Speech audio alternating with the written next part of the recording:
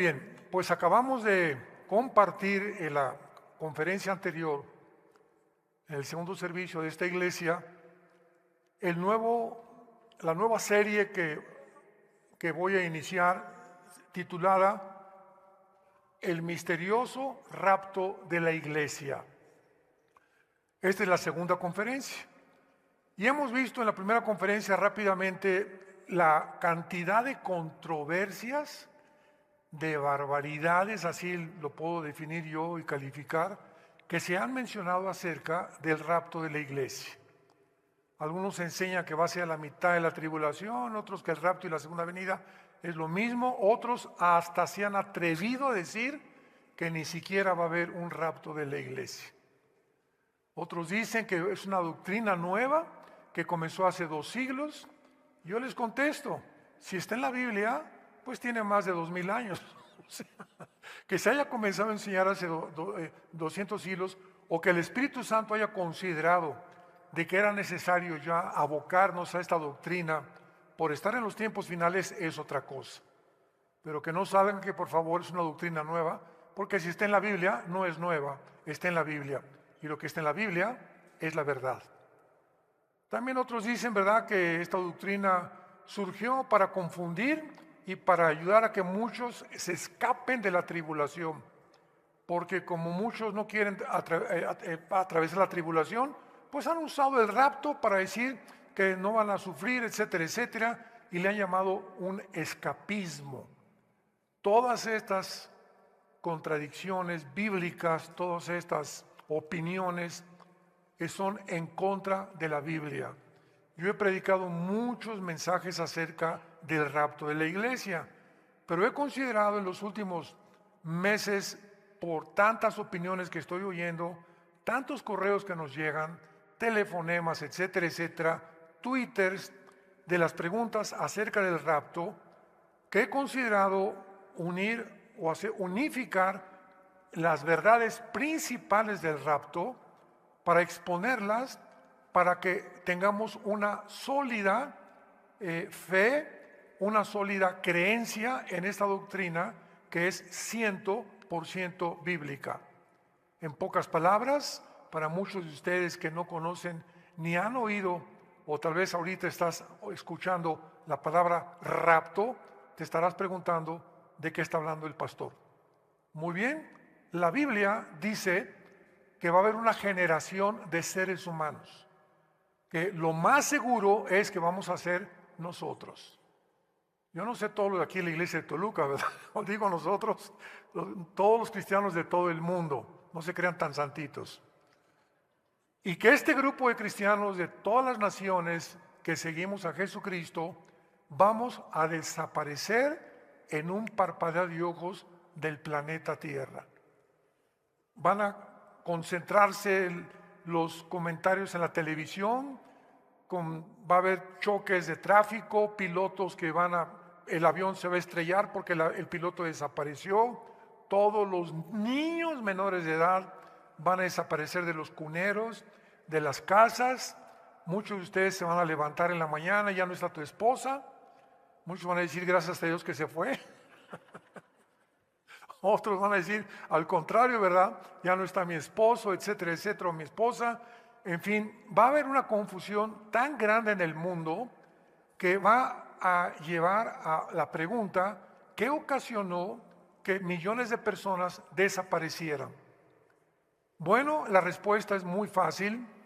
A partir de 1946 del siglo pasado, de una forma que no es coincidencial, se inició la famosa aparición de los objetos voladores no identificados, los ovnis. Se puso más de moda cuando en Roswell, hasta una película que hicieron, que un platillo había aterrizado en Estados Unidos y que habían capturado o tenían a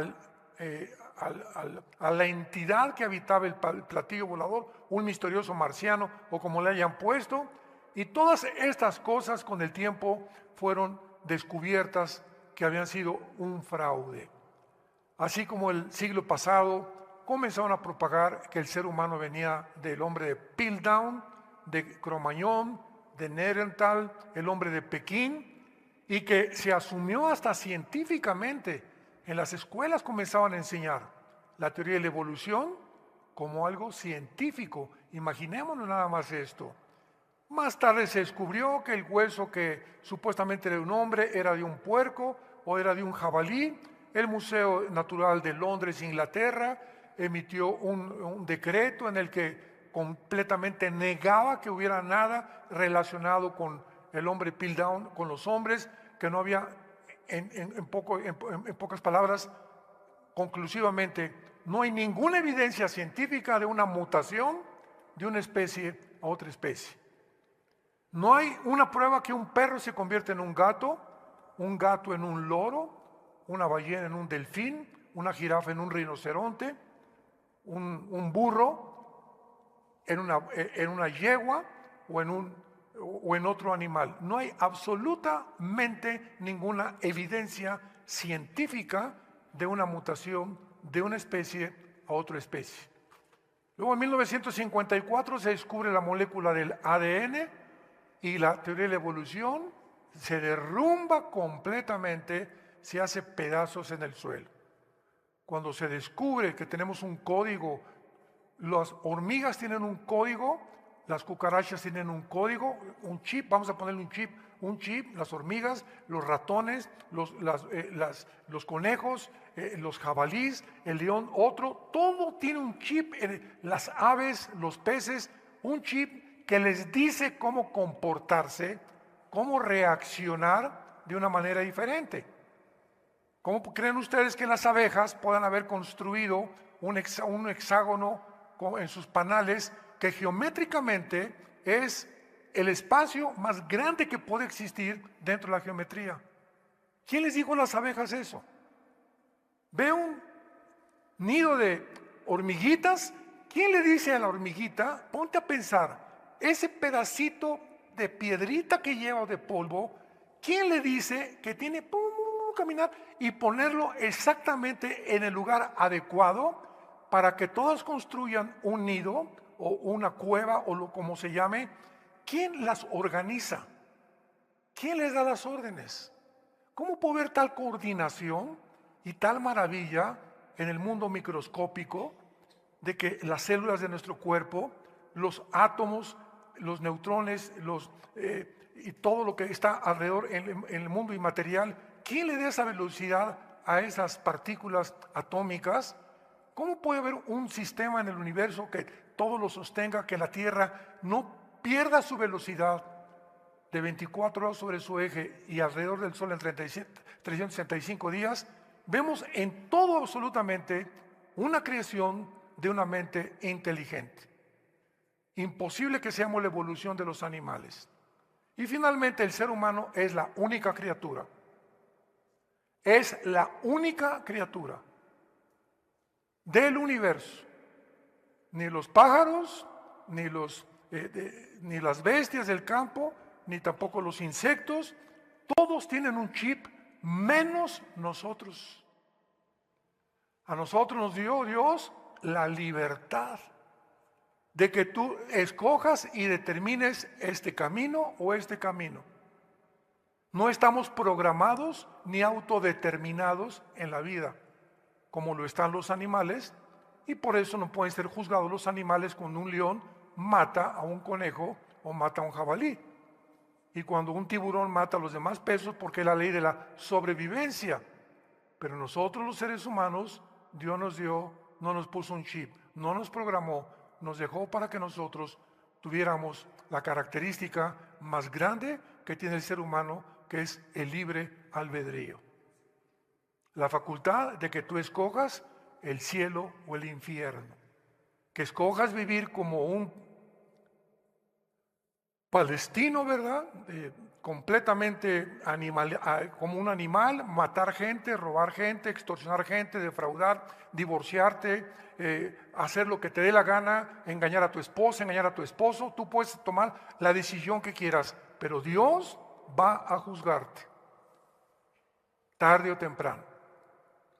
Y en el rapto de la iglesia, cuando seamos sacados, vamos a estar enfrente de Cristo en el cielo, durante 7 años, mientras aquí en la tierra pasan 7 años de la maldición más grande, de la maldad más grande, desbordada, sin que ya nadie detenga la maldad de los demonios, los ángeles caídos y Satanás operando e influenciando a los seres humanos a matarse unos a otros.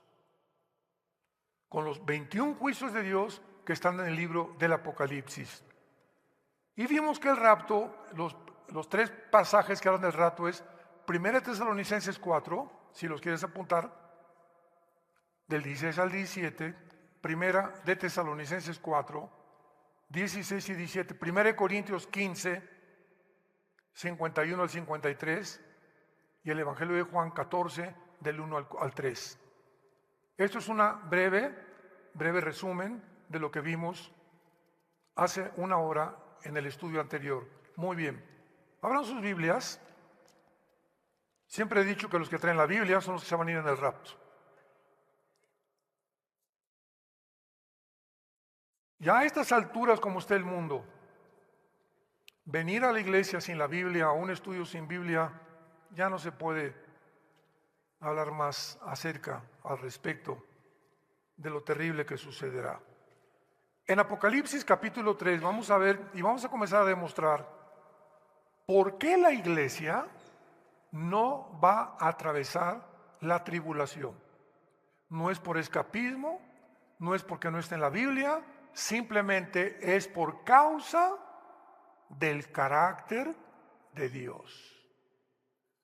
Y cuando nos enfrentamos al carácter de Dios, que lo que Él hace y lo que Él ha hecho, Él lo va a repetir siempre con su pueblo, podemos entonces de una forma más sólida tener bases más concretas acerca de lo que estamos desarrollando. En Apocalipsis 3, versículo 10, dice la Biblia: por cuanto has guardado la palabra de mi paciencia, yo también te guardaré de la hora de la prueba.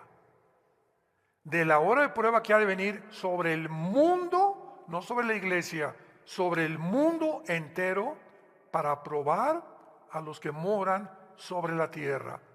Muy bien. Este versículo, hay personas que se han atrevido a decir, desde luego, los que no creen en el rapto, que cuando dice, te guardaré de la prueba, Dios no va a sacar del mundo a millones de cristianos, sino que simplemente van a pasar la tribulación, pero nos va a proteger de las pestes, de las erupciones volcánicas, de los terremotos, de la persecución del anticristo, etcétera, etcétera. Todas estas cosas contradicen la Biblia, porque en el Apocalipsis encontramos ya nada más en el 5º sello las almas de los mártires muertos por el anticristo. En Apocalipsis 7 encontramos a miles de seres humanos de toda tribu y de toda nación en el cielo, y le pregunta Juan a uno de los ancianos en el cielo y a los ángeles, ¿quiénes son estos? Y le contesta en Apocalipsis 7, han salido de la gran tribulación. Entonces, eso de que Dios nos va a guardar y proteger, al contrario, los que se conviertan en el tiempo de la tribulación, la mayoría morirán como mártires. Y esta es la maravillosa promesa que Dios le hace a la iglesia de Filadelfia. Mientras que las 7 iglesias, capítulo 2 y capítulo 3 de Apocalipsis, fueron iglesias históricas del Asia Menor, las palabras de Cristo para cada una de estas iglesias no solamente fueron dirigidas a ellas, sino a todos los cristianos de todas las épocas. ¿Cómo sabemos que los mensajes a las 7 iglesias de Apocalipsis 2 y Apocalipsis 3 no solamente eran para las 7 iglesias de aquel tiempo que territorialmente ocupaban geográficamente lo que es ahora Turquía? Porque ahí se encontraban en el Asia Menor las 7 iglesias de Apocalipsis 2 y Apocalipsis 3. Lo sabemos porque después de cada instrucción que Cristo le da a las iglesias en Apocalipsis 2 y Apocalipsis 3, dice, por ejemplo, el capítulo 2, versículo 7 de Apocalipsis, el que tenga oído, oiga lo que el Espíritu dice a las las plural iglesias. O sea, está en plural, por lo que sus palabras fueron dirigidas a las iglesias de toda la historia. Ahora vemos también los artículos en el original griego, los verbos, que es importantísimo para poder establecer una doctrina hermenéuticamente, que dice: te guardaré, Apocalipsis 3:10, regresamos, de la hora de la prueba. Los artículos definitivos en el original griego indican que son específicos. ¿Qué quiero decir? La palabra guardar, tereo, con T de tío, en el griego, significa proteger de un peligro o fuera del peligro en especial. Te guardaré, te protegeré, tú no atravesarás este peligro.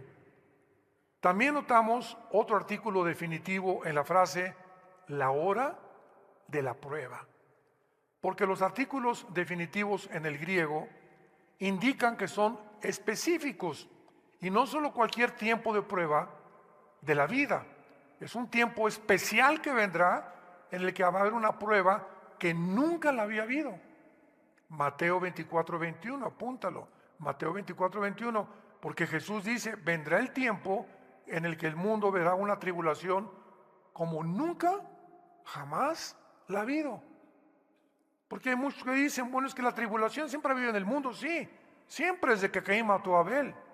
Guerras, rumores de guerras, golpes de estado, asesinatos, crímenes, secuestros, divorcios, etcétera, etcétera, fraudes. Siempre el mal ha existido. Pero esta hora es una hora específica para un tiempo determinado, que es el tiempo de la gran tribulación. Porque si no, ¿cuál hora de la prueba sería?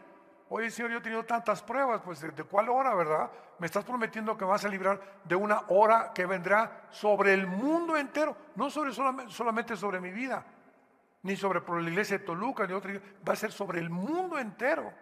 ¿Cuál es esta prueba? La gran tribulación, mencionada también en el Antiguo Testamento. Ahora veamos en el Antiguo Testamento este tiempo que se menciona como una hora de una prueba que va a venir sobre el mundo entero para probar. Nosotros ya fuimos probados, para probar a todos los moradores de la tierra. Isaías capítulo 2. Y veamos también que todos estos versículos que vamos a leer, que hablan de la tribulación, en el Antiguo Testamento se usa la frase la ira de Dios, el gran día de Jehová, el día del ardor de la ira de Dios. Todas estas frases siempre en el Antiguo Testamento siempre se refieren a la tribulación de Israel. Nunca jamás encontramos en el Antiguo Testamento la tribulación de la iglesia.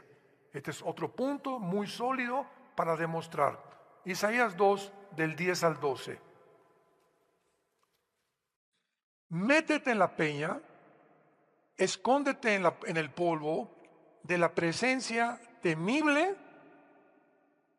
de Jehová y del resplandor de su majestad. La altivez de los ojos del hombre será abatida, y la soberbia de los hombres será humillada. Y Jehová solo será exaltado en aquel día, porque el día de Jehová de los ejércitos vendrá sobre todo soberbio y será abatido. Rápidamente lo comparamos con Apocalipsis 6, en el quinto sello, sexto sello, versículo 14. El cielo se desvaneció, y los reyes de la tierra, y los grandes, y los ricos, los capitanes, poderosos, siervos, se escondieron en las cuevas de los montes y decían: caigan sobre nosotros y escóndanos del rostro de aquel que está sentado sobre el trono y de la ira del Cordero. Apocalipsis 6, 16. Porque el gran día de su ira ha llegado, y ¿quién podrá sostenerse en pie? Lo que Isaías 700 años antes de Juan Juan escribió 700 años después del profeta Isaías el Apocalipsis. Lo que Isaías profetizó y describió como la tribulación, Juan lo corrobora en el sexto sello del juicio de Dios sobre el mundo entero. Sigamos ahí en Isaías 2, versículo 17 al 21. La altivez del hombre será abatida, la soberbia de los hombres será humillada, y solo Jehová será exaltado en aquel día. Quitará totalmente los ídolos y se meterán en las cavernas de las peñas, lo que vimos en el sexto sello, por la presencia temible de Jehová y por el resplandor de su majestad, cuando Él se levante para castigar a la tierra. Estamos en el siglo XXI, año 2024, Dios todavía no castiga al mundo. Dios es paciente, no queriendo que nadie se pierda, sino que tú procedas a arrepentirte. A muchos de ustedes Dios no los ha castigado, Dios, ni te han venido cosas terribles a tu vida, porque Dios es paciente a que tú te arrepientas. Pero llegó un momento cuando el ser humano individual y de una forma masiva, Dios sabe que tú ya nunca vas a voltear los ojos a Cristo, y entonces Dios, ¿qué va a hacer? Te va a empujar. ¿Querías dinero? Muy bien, te voy a empujar para que te hagas millonario. Pero cuando te hagas millonario, vas a descubrir que lo que tienes, yo no lo voy a bendecir. Se convertirá el dinero en una maldición en tu vida. ¿Querías seguir siendo homosexual? No hay ningún problema, de aquí vas a brincar al transgénero, y cuando comiences a degenerar tu vida y tu cuerpo y comiences a luchar con tu mente, etcétera, etcétera, va a llegar el momento que te van a tener que internar, te vas a suicidar o vas a vivir toda tu vida infeliz por haberme negado la forma como yo te crié, hombre y mujer. ¿No le quieres ser fiel a tu esposa? No hay ningún problema. ¿Quieres seguir siendo un adúltero? ¿Quieres seguir arruinando la vida de tus hijos y la vida, porque sobre tu negocio viene también la maldición? No hay problema, yo te empujo. Te he hablado 4 veces, Pancho, y no has querido hacerme caso. Pues te voy a empujar para que te hundas más rápidamente. Cuando Dios abandona a un ser humano, a una familia, o a una ciudad, o al mundo entero, y Dios les dice, hagan lo que les da la gana, es el terrible juicio de Dios. No hay juicio más trágico que dejar que te abandone Dios y que te diga, no me vuelvo a molestar con tu vida. Haz lo que quieras. Nos encontramos en el día del juicio. Ahí me darás cuentas de la responsabilidad y el libre albedrío que yo te di. Veamos ahora el libro de Sofonías. Sofonías también en el Antiguo Testamento. Y vamos a ver en este libro maravilloso de Sofonías, en el capítulo, vamos a comenzar en el capítulo 1 de Sofonías. No le vais a encontrar cerca de Génesis, Está después de Habacuc y antes de Ageo, ya casi en los últimos libros del Antiguo Testamento. Sofonías 1 dice así, del 14 al 18. Cercano está el día grande de Jehová, cercano muy próximo, es amarga la voz del día de Jehová. Gritará allí el valiente, día de ira aquel día, día de angustia y de aprieto, día de alboroto y de asolamiento, día de tinieblas y de oscuridad, día de nublado y de entrenecimiento, día de trompeta y de algaraza sobre las ciudades fortificadas y sobre las altas torres. Sofonías claramente nos muestra que este día se llama el día grande de Jehová, día de ira, de angustia, de alboroto, de tinieblas, de oscuridad y de nublado. Y en ninguna parte encontramos nosotros que la iglesia pueda ser mencionada. Ahora, muy bien, cuando nosotros estudiamos que la única manera de ser librados, de estos terribles juicios será mediante el rapto de la iglesia anticipadamente, y los que hayan sido sellados por Dios en la tribulación. Son los únicos que van a escapar. Los que antes que comience la tribulación y el anticristo se manifieste, salgamos del mundo, y los que se quedan los seres humanos que se quedan, solamente 144,000, Apocalipsis 7. Judíos étnicos, 12,000 de cada tribu, van a ser sellados para que no puedan ser alcanzados por el anticristo hasta el final de la tribulación. Veamos rápidamente esta verdad en Apocalipsis 7, y dice así, versículo 2. Vi otro ángel que subía de donde sale el sol, y tenía el sello del Dios vivo, y clamó a gran voz a los 4 ángeles, a quienes se les había dado el poder de hacer daño a la tierra y al mar, diciendo, no hagan daño a la tierra, ni al mar, ni a los árboles, hasta que hayamos sellado en sus frentes a los siervos de nuestro Dios. En la tribulación, 144,000 judíos que tomarán el lugar que la iglesia perdió, porque la iglesia terminará en apostasía. Y cuando dice Mateo 24, y será predicado el evangelio, y entonces vendrá el fin es el final de Israel. La iglesia no va a acabar con la evangelización del mundo. La iglesia va a terminar igual que terminó Israel en la apostasía. Y Dios tendrá que regresar otra vez a Israel, meterlos a la cancha, y en lugar de las chivas les va a enfrentar a los tigres, como en un partido de fútbol.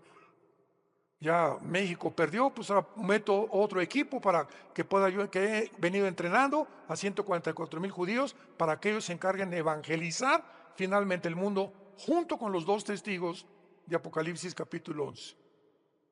Me van siguiendo poco a poco cómo está la cronología y cómo los eventos se van sucesivamente acomodando uno detrás del otro. Esto es muy importante para una perspectiva más amplia de la tribulación y del rapto de la iglesia.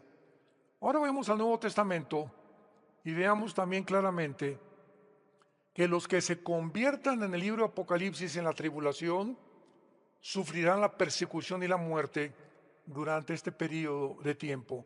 Apocalipsis 6, del 9 al 11. Cuando abrió el 5.º sello, vi bajo el altar las almas de los que habían sido muertos por causa de la palabra de Dios y por el testimonio que tenían. Y clamaban a gran voz allá en el cielo, diciendo, ¿hasta cuándo, Dios? O sea, estaban hablando con Dios. ¿Hasta cuándo, Señor? Santo y verdadero, no juzgas y vengas nuestra sangre en los que moran en la tierra. Y se les dieron vestiduras blancas, y se les dijo que descansasen todavía un poco de tiempo hasta que se completara el número de sus consiervos hermanos, que también habían de ser muertos como ellos. Estos son parte del grupo que estará en Apocalipsis 7, que salieron de la gran tribulación, que murieron, ¿por qué? Por el testimonio y su fidelidad a Jesucristo. Vean ahora Apocalipsis 7, versículo 13. Entonces uno de los ancianos habló diciéndome, estos vestidos de ropas blancas, ¿quiénes son? ¿De dónde han venido? Yo le dije, Señor, tú lo sabes. Y él me dijo, estos son los que han salido de la gran tribulación y han lavado sus ropas y las han emblanquecido en la sangre del Cordero. Apocalipsis 2, versículo 11. Y ellos le han vencido por medio de la sangre del Cordero y de la palabra del testimonio de ellos, y menospreciaron sus vidas hasta la muerte.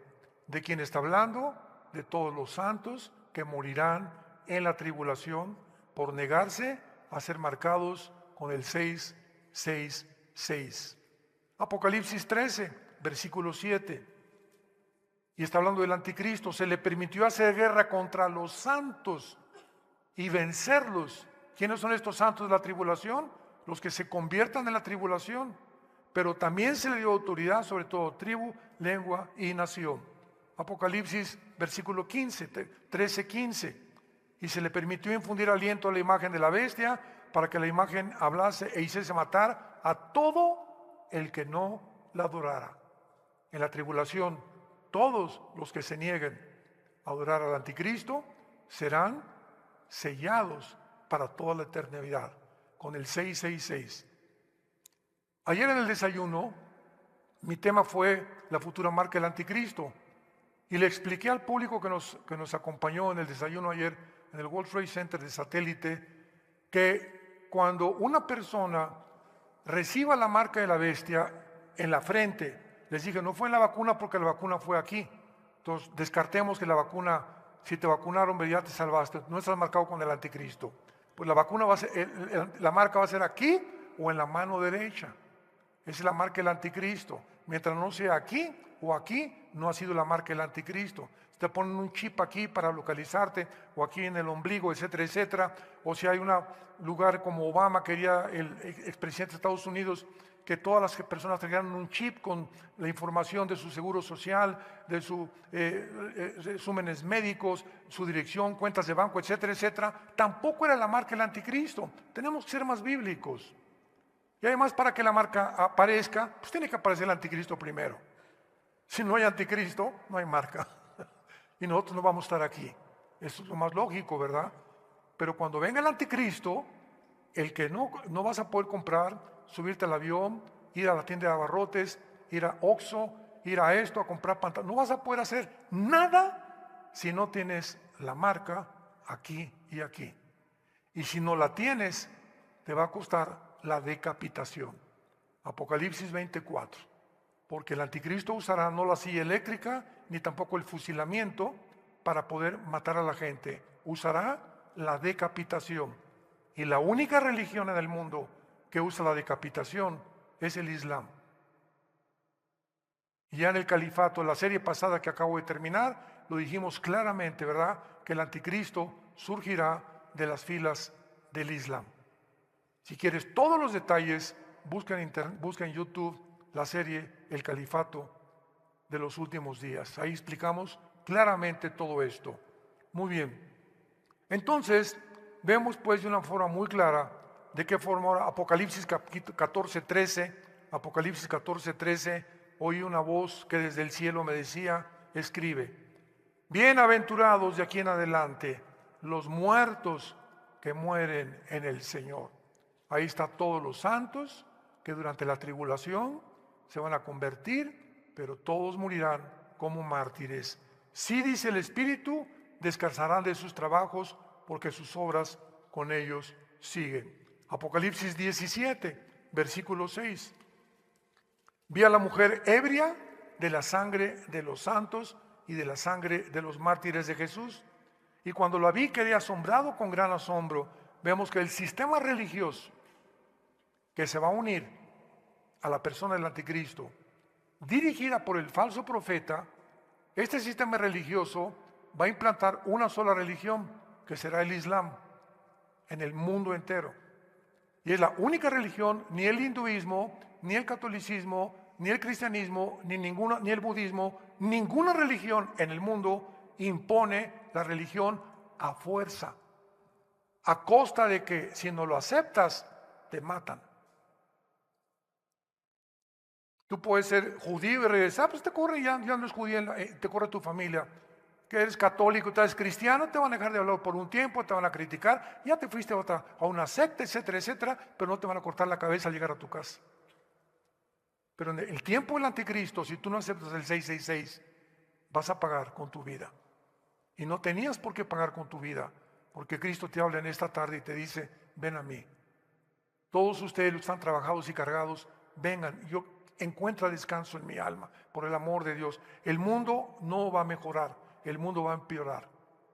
Pero mientras más se empeora, más cerca estamos de que venga por nosotros. Ahora veamos también nosotros claramente, ¿verdad?, que la iglesia ya no se vuelve a mencionar hasta el Apocalipsis 22:16.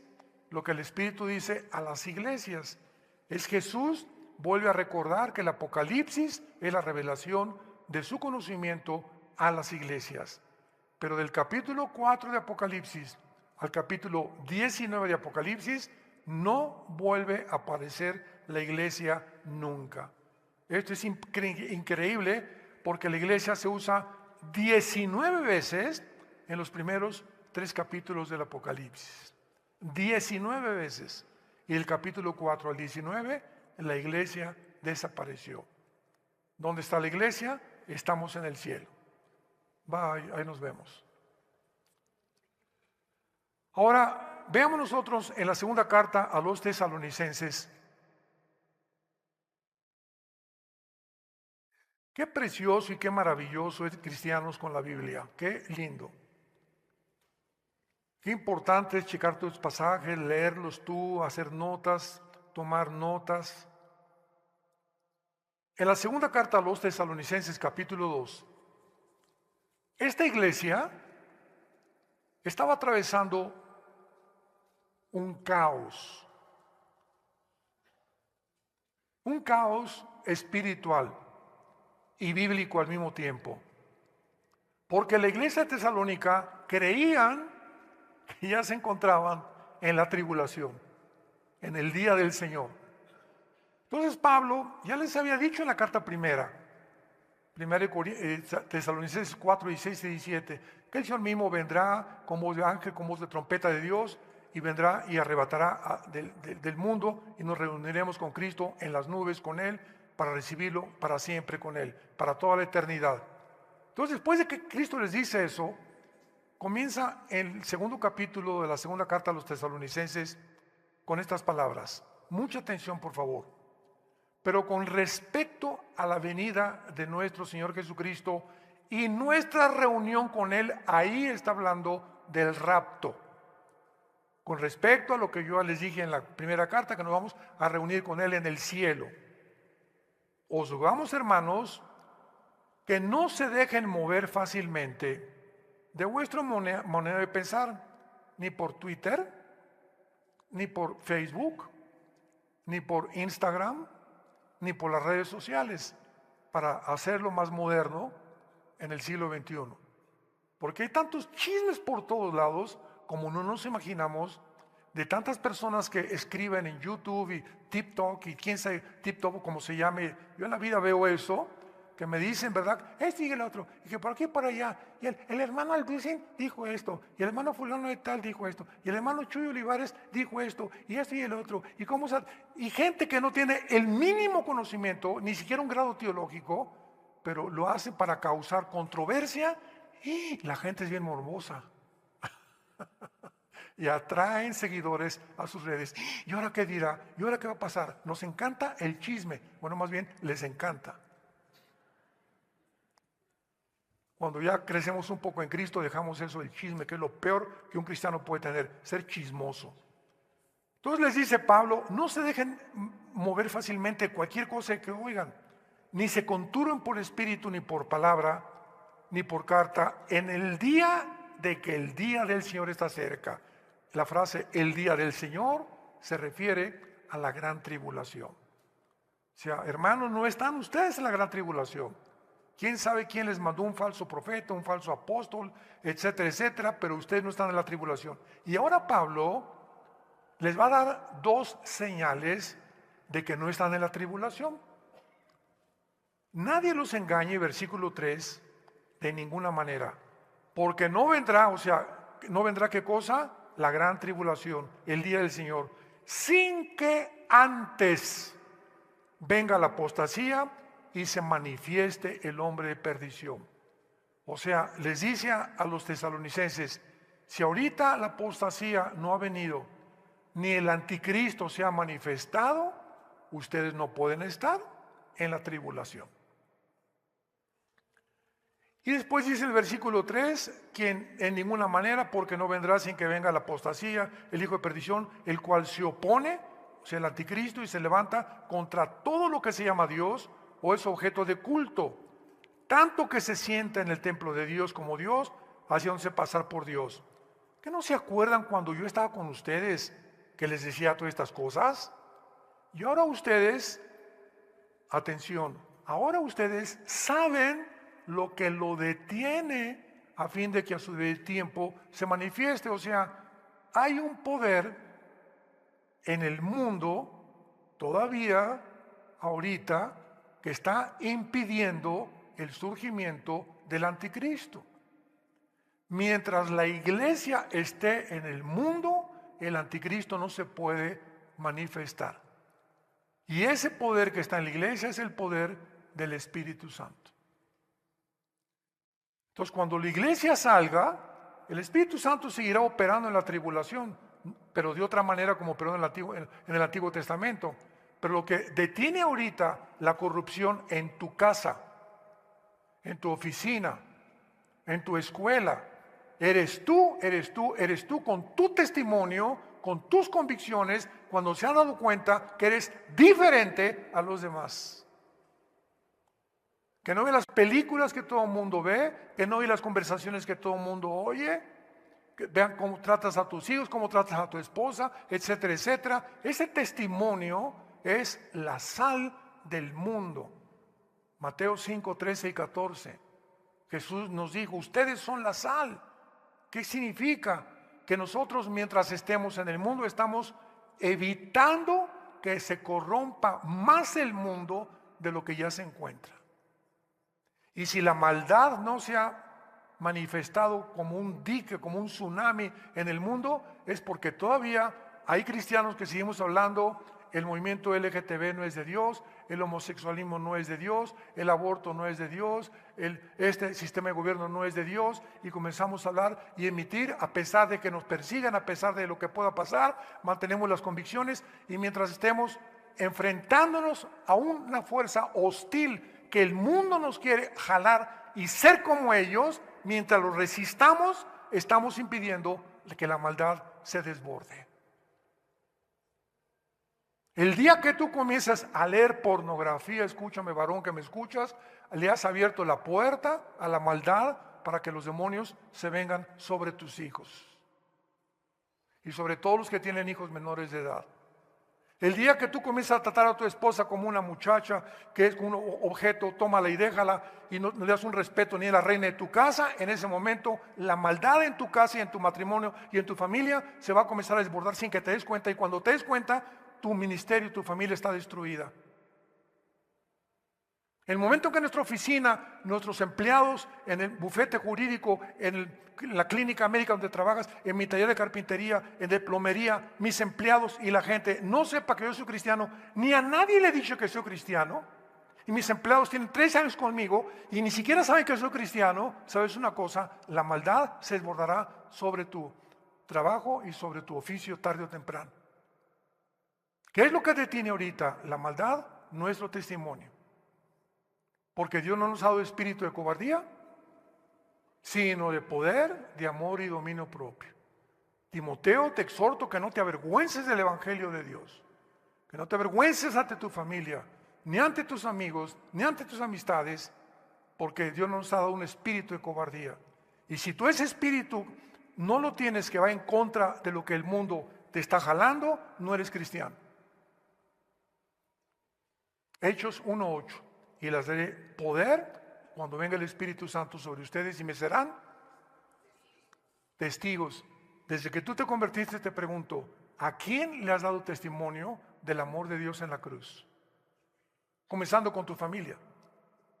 No, pues no sé, hermano, tengo 4 años de cristiano y ahora que hago cuentas de veras, pues no, les he dicho que Dios es bueno y que peace and love.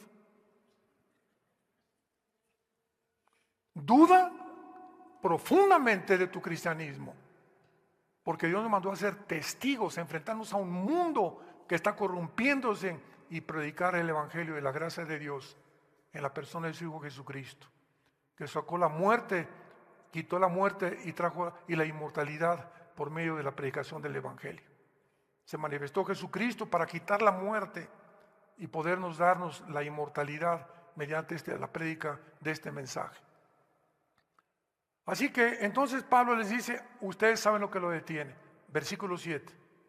Porque ya está en acción, escuchen, el misterio de la maldad.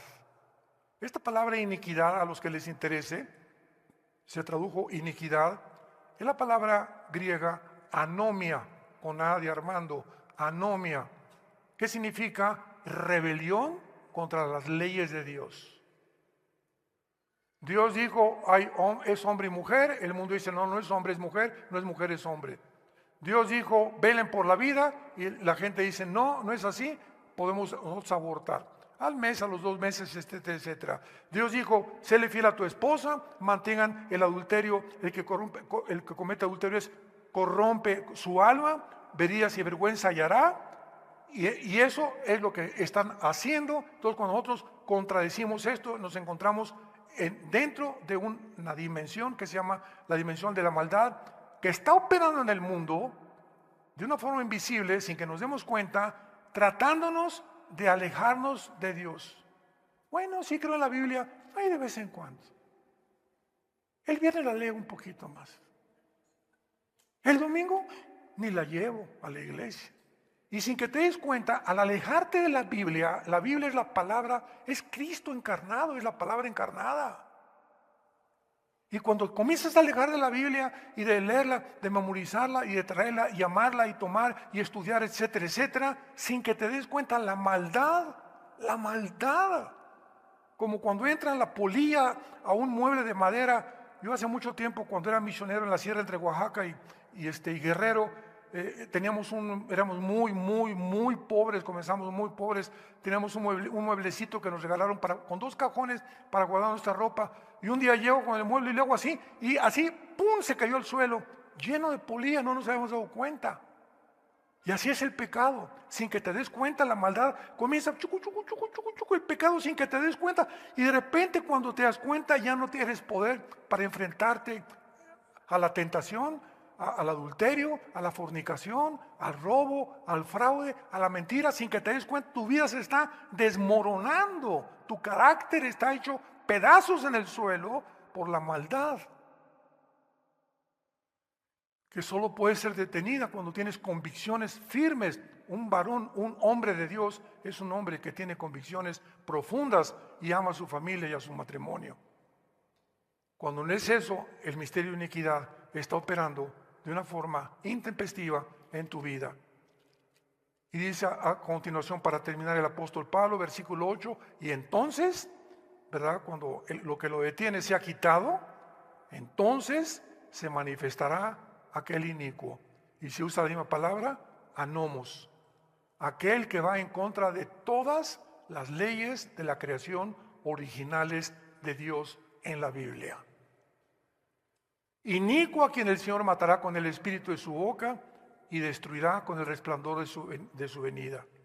Inicuo cuyo advenimiento es por obra de Satanás, con gran poder y señales y prodigios mentirosos, y con todo engaño de iniquidad para los que se pierden, por cuanto no recibieron el amor de la verdad para ser salvos.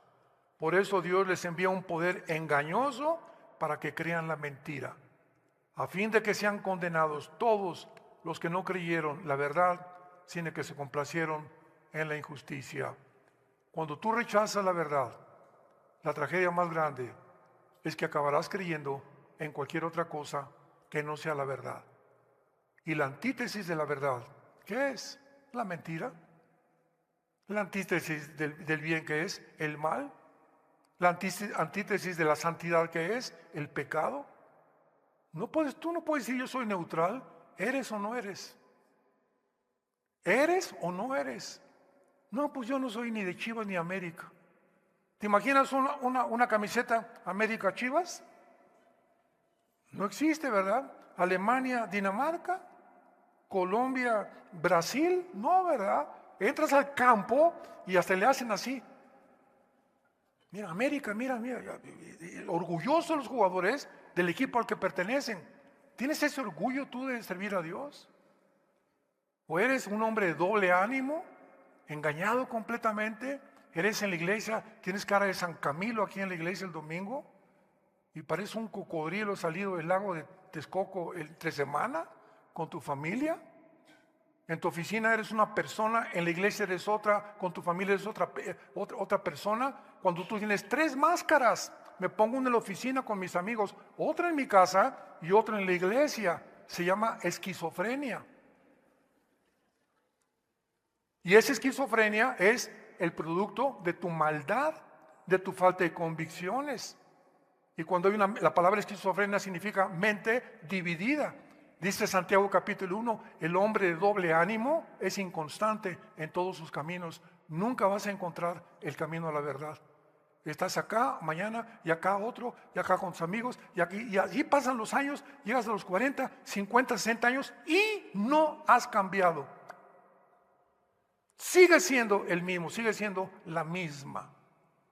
Siempre están aprendiendo y nunca llegan al conocimiento de la verdad. Entonces, ¿qué hace Dios? Te va a mandar un poder engañoso para que ahora, de aquí en adelante, sigas creyendo las mentiras del mundo, a fin de que sean condenados todos los que no quisieron oír que Jesucristo es el camino, la verdad y la vida. Él es la resurrección y te ofrece sus manos taladradas en la cruz, su cuerpo resucitado, su segunda venida, el rapto que ya no tarda en venir por nosotros, para que tú puedas, la corta vida que te queda, estos días que los tenemos ya contados, créamelo, tenemos los días contados. La guerra nuclear está en la esquina ya. El mundo va a entrar en una vorágine, ¿verdad?, de una espiral de autodestrucción como nunca había estado. Ahora imaginémonos en la tribulación cómo las cosas van a estar todavía muchísimo peor. Pero Jesús dijo, yo he venido para que tengas vida y para que la tengas en abundancia. ¿No quisieras tú en esta tarde entregarle tu vida a Jesucristo? Oremos. Te damos gracias, Padre y Dios de Jesucristo nuestro Señor, por habernos hecho renacer para una esperanza viva, por medio de la resurrección de Jesucristo entre los muertos, para una herencia incorruptible reservada para nosotros en los cielos, que somos guardados por el poder de Dios, mientras nos mantengamos creyendo y actuando como tú quieres que vivamos, porque somos protegidos por tu poder mediante la fe. Gracias por tan grande salvación, Señor, porque pronto, muy pronto, Señor, tal vez más pronto de lo que nos podemos imaginar, estaremos contigo. Tú secarás nuestras lágrimas, ya no habrá tristeza ni dolor, ni muerte, porque las primeras cosas pasaron. Crearás cielos nuevos y nueva tierra, darás recompensas a todos los cristianos que fueron fieles hasta la muerte y que vivieron para ti, que amaron tu obra, que promovieron tu obra y que te sirvieron en espíritu y en verdad. Si tú en esta mañana, o ustedes que nos ven por la televisión, no tienes a Jesucristo en tu vida, dile estas palabras. Tal vez sea la primera vez que lo hagas, pero cuando oigas su voz, no te endurezcas. Hoy es el día de tu salvación. Este es el día que Dios escogió para hablarte y traerte al conocimiento de la verdad. Dile, Señor, te pido perdón por mis pecados. Creo que me encuentro en un camino equivocado, lejos de ti. Perdóname porque soy un pecador.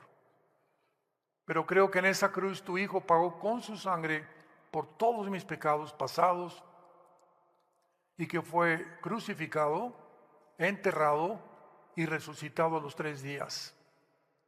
Y porque creo que vives, Señor Jesús, te pido en este instante que entres a mi vida como mi Señor y mi Salvador. Ahora te doy las gracias por tan grande salvación, porque ahora en el día de mi muerte moriré en paz, sabiendo que tú me recogerás, y si vienes antes por mí, qué maravillosa experiencia tendré de no atravesar la muerte y formar parte del grupo de cristianos en el mundo que nos vas a levantar vivos y transformar nuestros cuerpos en milésimas de segundo para acompañarte contigo y con tus ángeles al cielo. En el nombre de Jesús.